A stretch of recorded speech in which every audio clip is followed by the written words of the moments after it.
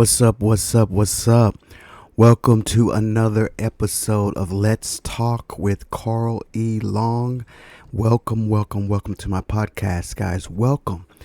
So let's get right into what America is talking about, guys. It has been a really tough week. The stuff is hitting us so quickly, guys, and we have to stay on top of it. Your boy Trump is just out of control, and we need to just talk about what is going on. This has been a tough week, guys, because this stuff is coming so quickly and so out of filter and just so off base that it is exhausting. And I said that I had dedicated myself to doing my part and making sure that I get the word out there as to what's going on with Donald Trump. You elected him. I'm talking to you that voted for him. And this is what we got to deal with. So we liberals, we Democrats, we people that didn't vote for him, we're doing everything we can to hold this man in check so he does not destroy our country and avert our democracy. But you know who told us so quickly and so lovely and with such grace about exactly what to expect was Michelle Obama. Let's listen to what she said in her campaign speech with Kamala Harris right before the election dropped. Listen to what Michelle said. She had a lot of insight. Here we go. Once and for all.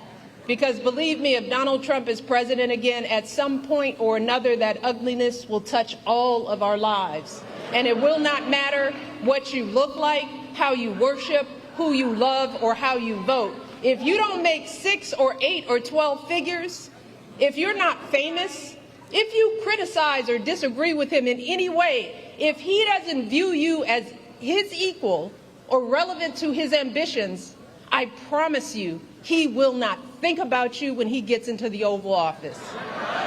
And that will have real consequences for all of us. If your town gets hit by a natural disaster, who do you want looking out for you? Is it Donald Trump, who's spreading so many lies and conspiracy theories about climate change and FEMA that the workers in North Carolina trying to help folks clean up after the last hurricane were fearing for their safety? Or is it Kamala Harris, who has been meeting with local officials, comforting the families in that state and doing everything she can to get folks the help they need? She tried to warn us. Michelle Obama is such a smart woman. I mean, everything that she's saying is happening right now. We've had our natural disasters, a plane crash, LA fires. What do we have? And a non-compassionate leader that is handling those things. And he's claiming all kinds of false lies, conspiracy theories, whatever. Everything has to be about him. Why don't the American voting public that voted for this guy understand that? Where are the American people in this equation? Nowhere. So the latest stunt on Mr. Donald Trump's watch has been the Gaza Strip. There was a press conference, guys. And he met with Netanyahu. And there was a press conference and there were questions, and he had his idea on what he thinks should happen to Gaza. So I'm just going to show you, what does Donald Trump want? This is what Donald Trump wants, guys. This is crazy. Donald Trump, as of early February 2025, President Donald Trump has proposed a controversial plan for the Gaza Strip. His proposal involves the United States taking control of Gaza and relocating all of its residents. The plan has been met with significant international criticism. Legal experts and human rights organizations have condemned it. Additionally, his plan has faced skepticism and opposition from various global leaders, including U.S. allies. So he basically is wanting to make the Gaza Strip a Riviera of the Mediterranean, of the Middle East. He's thinking of this from a business standpoint, as from a hotel owner of a place that has had conflict for many decades. Many, many decades. And you know what? This is something that he's been thinking about for a while. Listen to what his son in law, Jared Kushner, said back when he was in office the first time. Listen to this. Took them, Europe took them, Jordan took them. For whatever reason, here in Gaza, there's refugees from the fighting, from an offensive attack that was staged from Gaza. Israel's going in to do recue this back up a for you long-term guys. deterrence mission. I'm going to And recue it's this just, back up. it's unfortunate that nobody's taking the refugees. We'll But start also, that there are again. real fears on Took them, Europe took them, Jordan took them. For whatever reason, here in Gaza, there's refugees from the fighting, from an offensive attack that was staged from Gaza. Israel's going in to do a long-term deterrence mission. Okay, we'll start that over one more time. Here we go. Took them, Europe took them, Jordan took them. For whatever reason, here in Gaza, there's refugees from the fighting, from an offensive attack that was staged from Gaza. Israel's going in to do a long-term deterrence mission. And it's just, it's unfortunate that nobody's taking the refugees. But also, there are real fears on the part of Arabs, and I'm sure you talk to a lot of them, who think once Gazans leave Gaza, Netanyahu's never going to let them back in. Maybe, but I'm not sure there's much left of Gaza at this point. So, if you think about even the construct, like, Gaza was not really a historical precedent, right? It was the result of a war, right? You had tribes that were in different places, but then Gaza became a thing. Egypt, used to run it. And then, over time, you had different governments that came in different ways. So you have another war. Usually when wars happen, borders are changed historically over time. And so my sense is I would say, how do we deal with the terror threat that is there so that it cannot be a threat to Israel or to Egypt, right? I think that both sides are spending a fortune on military. I think neither side really wants to have, a terrorist organization enclaved right between them. And Gaza's waterfront property, it could be very valuable to, if people would focus on kind of building up, livelihoods. You think about all the money that's gone into this tunnel network and into all the munitions. If that would have gone into education or innovation, what could have been done? And so I think that it's a little bit of an unfortunate situation there, but I think from Israel's perspective, I would do my best to move the people out and then clean it up. But I don't think that Israel has stated that they don't want the people to move back there afterwards. You saw Tom Friedman's column on Tuesday about where he put forward a plan to get out of this. Biden should recognize the Palestinian Authority unilaterally as a state, and MBS should go to Jerusalem like Egyptian President Anwar Sadat did in 1977, and he should say, I'll normalize with Israel, I'll recognize West Jerusalem as your capital, and I'll even pay to rebuild Gaza if you recognize a Palestinian state with East Jerusalem as its capital. What do you think? Good idea? No, I don't think that's a good idea. I think that there's certain elements of it that are correct. I think proactively recognizing a Palestinian state would essentially be rewarding an act of terror that was perpetrated into Israel. So it's a super bad idea in that regard. So they never, ever wanted to do a two-state solution. They're talking about making this thing a resort community, moving the people out, which is ethnic cleansing, doing it all up, as Trump says, clean it all up, get all the mines out of there, make it really beautiful, but move the people out. This is their home. This is their home. So let's listen to what Trump said in the press briefing that he did with Netanyahu. Withheld from Israel. Short on specifics, President Trump added that the Palestinians in Gaza should resettle elsewhere during the takeover. We'll own it and be responsible for dismantling all of the dangerous unexploded bombs and other weapons on the site, level the site and get rid of the destroyed buildings. The announcement was met with shock around the world. Leaders of several of the most powerful Arab nations have previously said that they strongly oppose any suggestion that residents of Gaza be resettled in other nations. Other experts say the proposal is unrealistic. It's not a plan that has any connection to reality in today's Middle East. The meeting comes as Israel and Hamas begin talks on the second phase of a peace deal, which would free all remaining hostages and end the war. Now, on whether U.S. troops would be sent to Gaza as part of this plan, the president said he would send in American forces if necessary. When asked who would eventually live in Gaza once it's rebuilt, President Trump said it would be home to mostly Palestinians, but said it should be an international place. All right. So there you go. We're going to move all the people out. We're going to clean up Gaza. We're going to make it a beautiful place. And maybe the Palestinians can come back home. This is their home.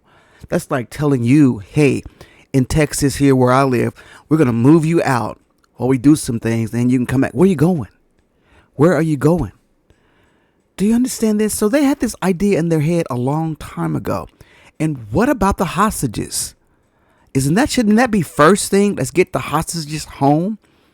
This is the stupidest idea I've ever heard in my life. And when I was watching it, I was like, is this really happening?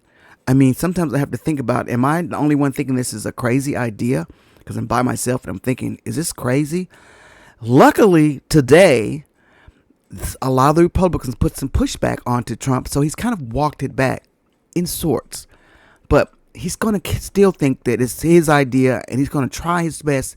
He's going to keep saying it because it's his idea. He doesn't like to get knocked down about anything.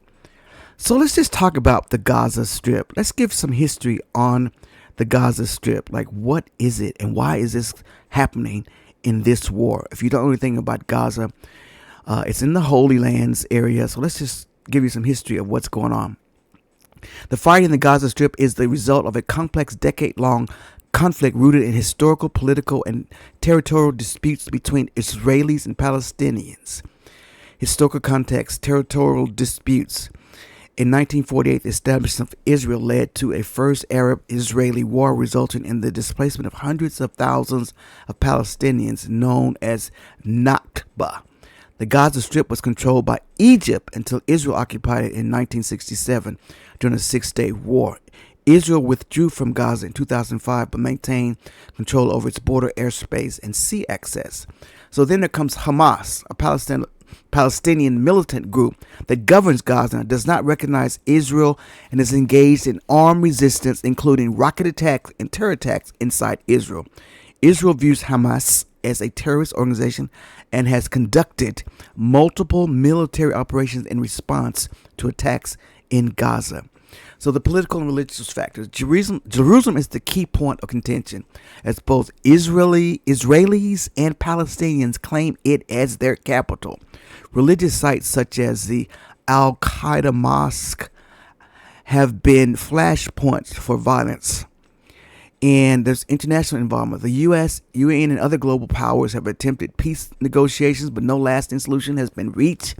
Regional powers, including Iran, have supported militant groups, while Israel has received military and political backing from the U.S. and other Western nations.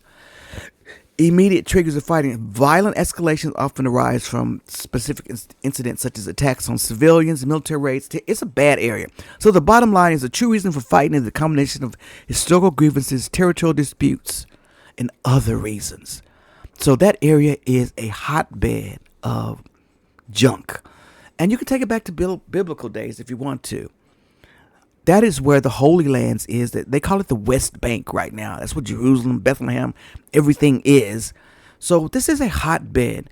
And I take it back to Abraham and the whole bit of the two-state deal. You know, it just goes back a long way. This war is, I don't know if anybody can do anything to Gaza. I really don't. But they're definitely not going to let them send all the people away and then put a resort there. It is beautiful land. It's on the Mediterranean Sea. And it would be a wonderful thing as it was a beautiful place to live and people live there. But the U.S. taking it over? What are we doing? Are we just going in and taking over countries? Panama, Canada, Greenland? Now he wants Gaza? This is ridiculous, guys. So let me just show you the Gaza map and what it looks like here, if you want to look at the map. And for those of you that are listening, I'm showing the map of Gaza. It's just a little strip, guys. It's along the Mediterranean, and it's right there. It's not even I think it's 140 miles long strip right on the Mediterranean Sea. But what it looks like now is pretty devastating because of all the fighting. But it is in a prime area of the Mediterranean in Israel, the West Bank. So you have part of this area that's handled by Palestinians. And this whole area is Israel, the country of Israel. Egypt on one side, Jordan on the other. And then you have this little strip of Gaza that's kind of in the middle of this area, which is kind of crazy. So this is what we have going on here. And luckily, some Republicans got a backbone. Even Josh Hawley came out and saying they didn't think about this was a good idea. But you got your standard ones, loyalists, that are just standing behind him and saying, well, he has a strategy here. It can be a great. No, we have people involved. There are people that live there. It is their home. And quite frankly, guys, I don't know that a two-state solution or anything is ever going to solve this particular conflict. I don't know what we do. But I think what we do need to do now is get the hostages home. First priority. Even Bibi Netanyahu was looking at Trump like he was crazy in this press conference because it was the first he heard about it. It was quite comical. But, you know, Trump is always thinking about himself. He can think there could be a Trump Tower there. There could be casinos there. It could be another Riviera. He even said it. It could be another Riviera. He says, I don't mean to be flip or whatever, but it could be another Mediterranean Riviera. Yeah, this is your president of the United States. Wow. So that's the whole Gaza thing, and we're going to stay close to that story and see how it develops, to see how Israel responds, because I don't think Bibi really wanted that to go forward. He didn't say anything. He says that he has different ideas, and sometimes you have to just listen to him. But he didn't say anything in agreement, so to speak. I didn't hear it. All right. So let's move to our next subject. And this is the Treasury, Department of the Treasury, and our dear friend, President Elon Musk, our Vice President Elon Musk, First Lady, whatever they've been calling him everything.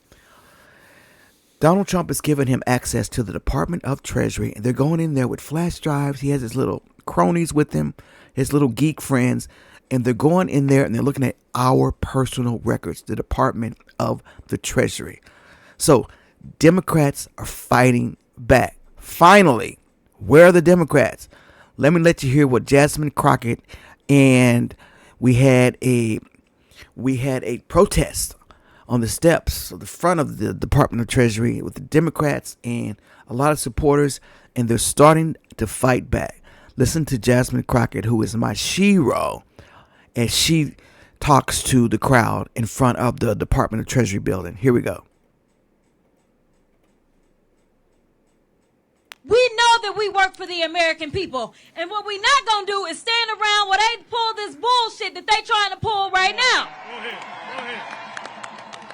This is why I'm not going to be able to preach, because I probably won't be able to stop cussing. Take your time. But let me tell y'all something. I know some of y'all have been frustrated. And you've been saying, where are Democrats? Where are our leaders? Well, I'm here to tell you that we ain't never left y'all. All right? We are here. We are also going to make sure that they uphold the law. We are not going to sit around while you go ahead and desecrate our Constitution, or you look at the laws that have been passed into law and say, never mind, we'll just ignore that. Instead, we are going to be in your face. We are going to be on your asses, and we are going to make sure. We're going to make sure. So let me tell you something, Mr. Trump. You're going to learn a few lessons from us. And I'm going to be the first one. You and your little friend off of Twitter. Y'all about to find out, all right? Now let me be clear. What Maxwell said is true. Our job is to conduct oversight. We both serve on the oversight committee. And right now, as elected leaders who try to go in, we were told, well, hold on a second. We got to check to see if you can come in. Now, y'all know he likes to pal around with Putin, right? He's trying to turn us into Russia. But I got news for him. We, the people, will not go. That's right.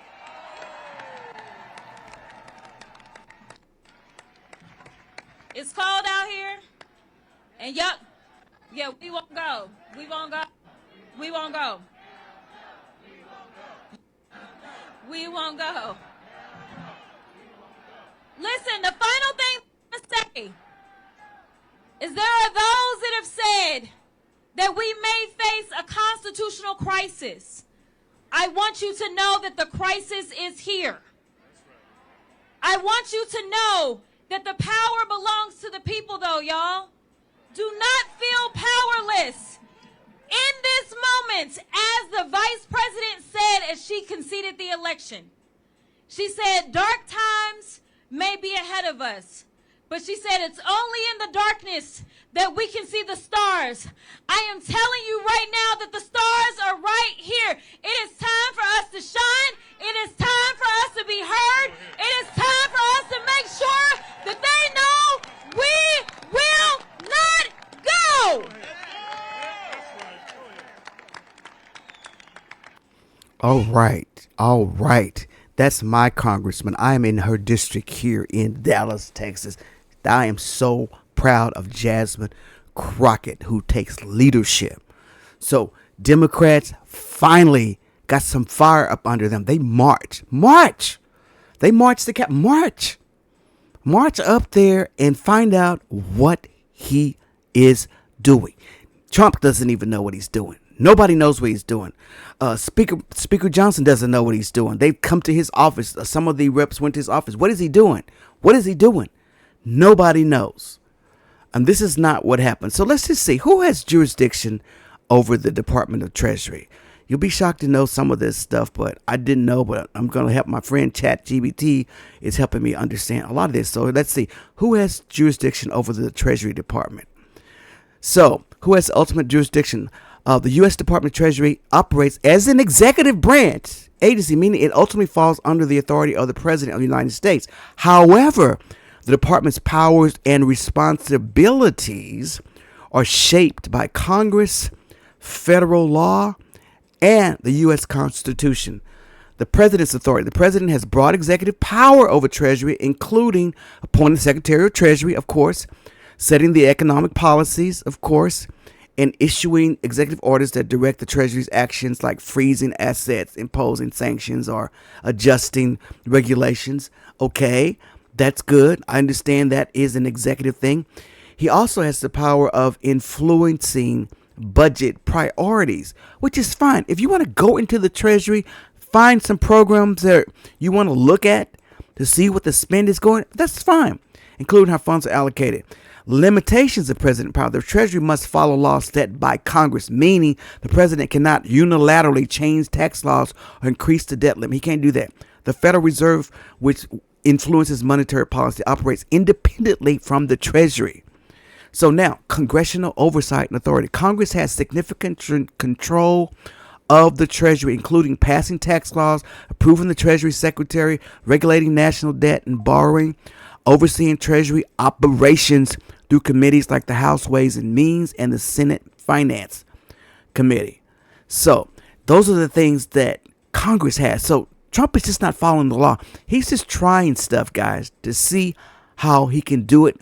And if nobody stops him, it just happens. The role of the Treasury Secretary, they manage the federal finances, enforcing tax laws, imposing financial sanctions, overseeing economic policy implementation. Pretty much the same as the presidential power, but he's allocated it to the Secretary of Treasury. But Elon Musk is none of these things.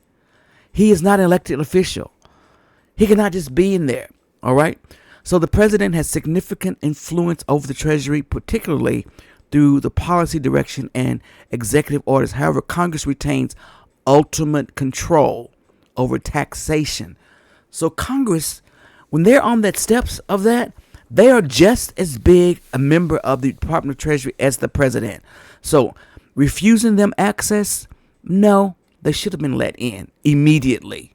They should have been let in the deal. So let's ask the next question. Is the president within his right to allow Elon Musk accessing Treasury records? No. The president does not have the unilateral authority to grant Elon Musk or any private individual access to Treasury Department records, especially those containing sensitive financial information. Legal constraints on Treasury records, federal privacy and confidentiality laws, right? Taxpayer information protections. That's one of the laws. Even the president cannot overrule this law to grant a private citizen access.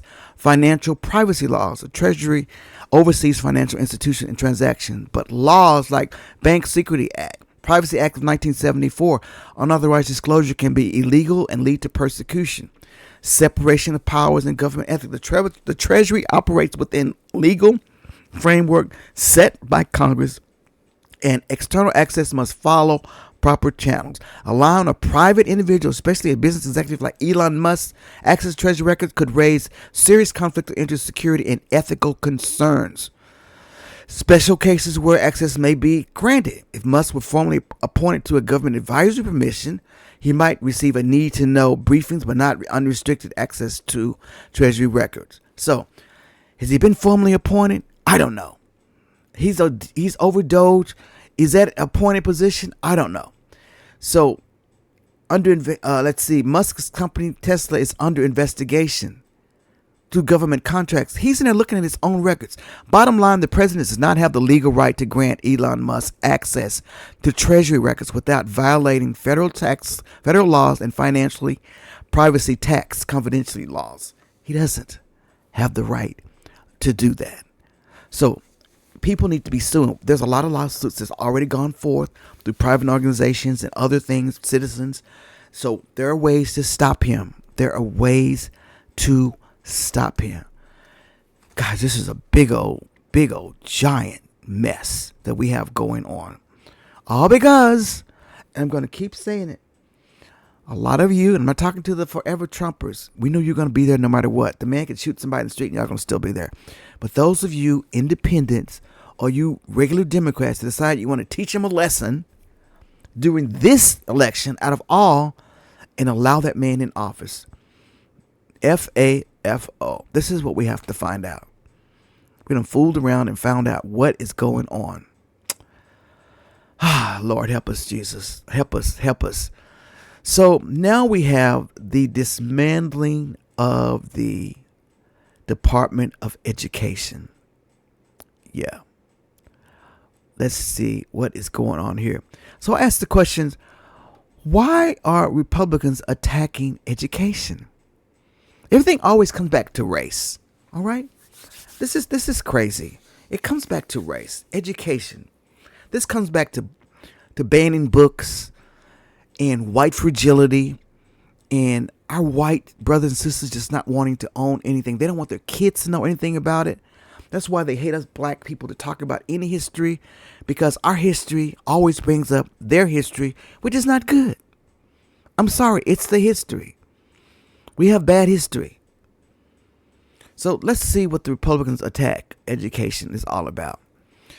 All right, why are Republicans attacking education? Republicans-led efforts to change education policies in the U.S. stem from several key ideological and political motivations. Yeah. The opposition to the woke curriculum and critical race theory. All right, they're thinking we teaching the white kids. I don't know what they think. CRT, that's one of those catchphrases. They don't want kids to learn anything about African-American history. What happened? I'm sorry, guys, it happened. We come from a racist country that was Jim Crow divided. Parental rights and control over education. This growing conservative movement pushes for greater parental control over what children are taught in school. You have that right now. If you don't want your kids to go to public school, send them to private school. You can do that. You don't have to follow what the federal government. Private schools have some jurisdiction with the federal government, but a lot of it, they have things that they can do on their own. Laws have been passed in several states requiring schools to inform parents about discussions on gender, whatever. Okay, go to the PTA meeting. School choice and privatization. Republicans advocate for expanding school choice programs, including charter schools and voucher system. In Texas, we're having a vote on this. And it's getting scary, guys. Critics argue this weakens our public school system. Censorships of books and restrict. This is the big one. They don't want anything to be learned about anything about LGBT, anything in schools. They don't want any kind of teaching of that, whatever. Teachers have reported being restricted from discussing certain aspects of American history, particularly those related to slavery and civil rights. This is what this is all about. Opposition to teachers' unions. They don't want any teachers to get unions. Teachers are a wealth of information in this country, and we need them. And they've been talking about unions, and they don't want that, anything like that. Republicans are just kind of stupid sometimes. Influence of conservative media and activist groups, right-wing media outlets, and advocacy groups such as Moms for Liberty have amplified concerns about education, making it a key issue for Republican campaigns. High-profile cases such as Don't Say Gay law have fueled national debates. Yeah. You remember that. So in conclusion, Republican-led efforts to reshape education reflect a broader ideological struggle over cultural values, parental rights, and the role of government in public school, while conservatives argue they are protecting students from political indoctrination. Critics warn these efforts undermine academic freedom, restrict access to diverse perspectives. It's about race. It's about owning up to the fact that we have dirty history. I mean, if you've seen the whitewashed version of what they want to teach about slavery, it's ridiculous. We as black people are finding out things that happened that I didn't even know that happened. People that invented things, people that did things. We didn't know. All this stuff was kept away. We couldn't do that. We couldn't do a lot of stuff. And we're finding out, and they're teaching it in history. Yes, little white kids need to know about history. We have to know about white things that happen in history. Why not the black? We're part of it. We're Americans as well. All these banning of books. I mean, classic books. To Kill a Mockingbird is a banned book. All right? That's on the banned book list. To Kill a Mockingbird. Yes. So this is what this whole deal is about. Dismantling the DOA. So what are some of the effects? I'll tell you.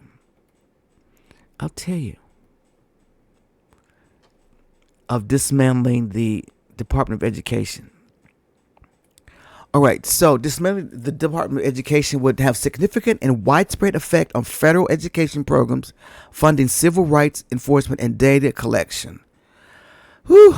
Department oversees policies affecting K-12 higher schools and special education, student loans, and civil rights.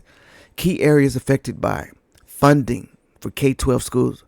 Department administers billions of dollars in federal funding to states, school districts, particularly for underserved communities. Eliminating it could corrupt funding for title grants, Individuals with Disabilities Education Act, IDEA grants, English language learner. They don't want to teach any other language, all right?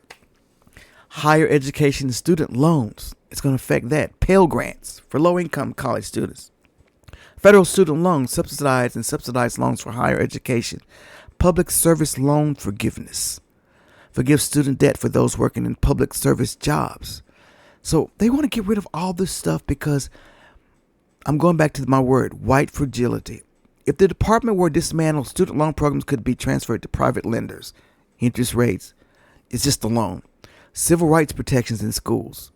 There'll be none of that. The Title VI prohibits racial discrimination in federally funded schools. We have no protection. Are the states going to do that? No. The states are not going to do anything. This is the only protection that we as people of color have had, is to have the Department of Education to make the states do what they have. Without federal oversight, civil rights enforcement will be left to the state governments, which may not have the resources or political will to enforce protections equally. This will lead to increased discrimination. National education standards and accountability. The department plays a role in settling and monitoring education standards. No federal oversight of standardization, testing, and accountability measures. States setting their own vastly different curriculum standards. Some of these states have the worst education, like Mississippi comes in 50. We don't come in that far. I think Texas is like 48. It's like the disparity between school districts is ridiculous. And then the big one, school nutrition program. Guys, we have people that just don't have the money. Can you imagine being a kid and you have no money for lunches? I remember back in the day when we used to have lunch tickets. And the kids that didn't have money, they used to make fun of them, but they got to eat. If you had lunch tickets, everybody thought you were on welfare, Let's see, data collection and education research. So the National Center for Education Statistics, they take care of national statistics. There will be none of that. College graduation rates and workforce outcomes, state-by-state comparisons of education quality, none of that.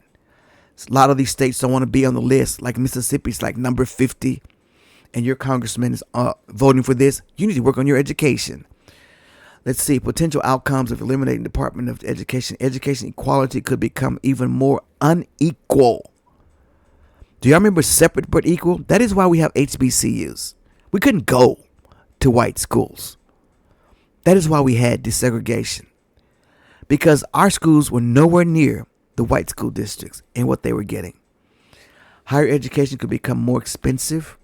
States would gain full control over education policies. Bottom line, while proponents argue that eliminating Department of Education would return power to states, local communities, it would also create major funding gaps, increase educational inequality, drastic differences in education access and quality across the country.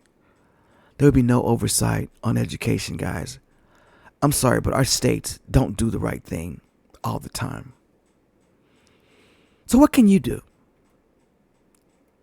You can do a lot of stuff. If you're concerned about that. You can contact your elected officials, call, email, write letters, U.S. senators, representatives, state legislators, urging them to oppose efforts to dismantle the Department of Education. Use your online tools like congress.gov or Common Cause. Those are links that you can find. Attend town halls and public meetings. You got to get involved. Support education advocacy groups, the National Education Association, NEA, American Federation of Teachers, Public Education Network, Save Our Schools, SOS. These are groups that advocate for education funding, teachers' rights, and student protection, and they organize public groups to help. So the least you can do is call your congressman. And of course, vote in local and federal election and look and see what their education policies that they are supporting. You got to support pro-education candidates, research candidates. Know what their stance is on education. Get involved in local education. Go to school board meetings. Join the PTA. Organize your own and participate in community forums. You got to do something, guys. Spread awareness and use social media, which is what I'm doing. Share facts, petitions, and calls to action on platforms like Twitter, Facebook. Get out here like I'm doing. With op-eds and letters to newspapers, write an op-ed, send it to the newspaper. Educate others about potential consequences of dismantling the Department of Education and limiting federal oversight. Most people don't know what this has. Support teachers in public schools. Donate supplies. Advocate for better teacher pay, working conditions to prevent educator short. Encourage businesses and local organizations to invest in public schools and challenge harmful legislation policies. Sign petitions. There is so much we can do as civil servants. Work with civil rights organization. Title X10, IDEA, Title 6. Advocate for increased education funding. Push for higher federal and state education budget. Pell Grant. I mean, I don't know how else to say this, guys, but this is going to probably happen. So final thoughts. The fight for quality public education requires constant engagement and advocacy. So you got to stay informed. You got to mobilize your community, and you can help protect public schools. Guys, as much as they want to say things are equal and everybody needs to get on their own boots, it's not. It's not. I mean, the little black schools are not getting the same things as all white schools. They're just not. They're not. So the government has to step in. You would hope that states and cities would do the right things, but they're not. Okay? They're not. So there is a broader discussion on this. DEI, Department of Education, Department of Treasury. Why he's looking at the Treasury Department? He's looking at programs like Medicaid, things that are going to minority communities. That's what they're concerned about, the waste. They don't want to get rid of stuff like that. Even the U.S. aid. Is it going to African countries? Are we sending things to countries? All of this goes back to race. And I mean, that's Donald Trump's mantra. You can call it what you want to. And I know I was listening to Abby Phillip. You need to listen to Abby Phillip. She had a great debate tonight on DEI with the panel. I love her show on CNN. It was a great debate. And I think they made a little headway with some people like Scott Jennings, my favorite. But this is a fight. This is a tough fight, but you have to stay informed. Do what you can do. If you can't do what I'm doing here, talk to your neighbors. Find out information. And one of your best friends right now, guys, is ChatGPT. If you know anything about it, download it on your phone. You can ask it any question. And you can study about things. It's going to give you answers to study so you can understand what is going on. All right? So that's where we are today in Trump Watch, guys. And I don't know if we made any headway. I think that the Democrats coming together and getting some fire into them, it's going to start helping. I think that some of the lawsuits that have gone forth on stopping Elon Musk may get some court orders. I'm afraid if anything goes to the Supreme Court, because you see, I read all the things that the president can do with the Treasury, and it's kind of gray. So I don't know what the Supreme Court will do with that part. And the whole Gaza thing, guys, I want to hear from my Muslim community. The ones of you that did the protest vote to not vote for Kamala, but you decided to vote for Trump. I want to hear from y'all. Because Gaza is not happening the way you thought it was going to happen. It is way worse than anything that Kamala Harris administration would have done. Things to think about. So, guys, this is my episode 6 of Trump Watch. And I hope you join me again on my podcast. And please know, you can watch this podcast on my YouTube channel. Yes, you can. You can just search for Kalo Star's Favorite Things. Or you can Kalo Star's World on YouTube. And you can check it out on my podcast here. I'll put the link here on the podcast so you can check me out if you want to see a visual of this podcast. But check it out on whatever podcast you listen to. Apple Music on Apple Podcasts. I'm also on Amazon Music, and I'm on Spotify as well. So you have a wonderful day, and thank you so much. And keep up the fight, and keep up the knowledge. Until we meet again. Bye now.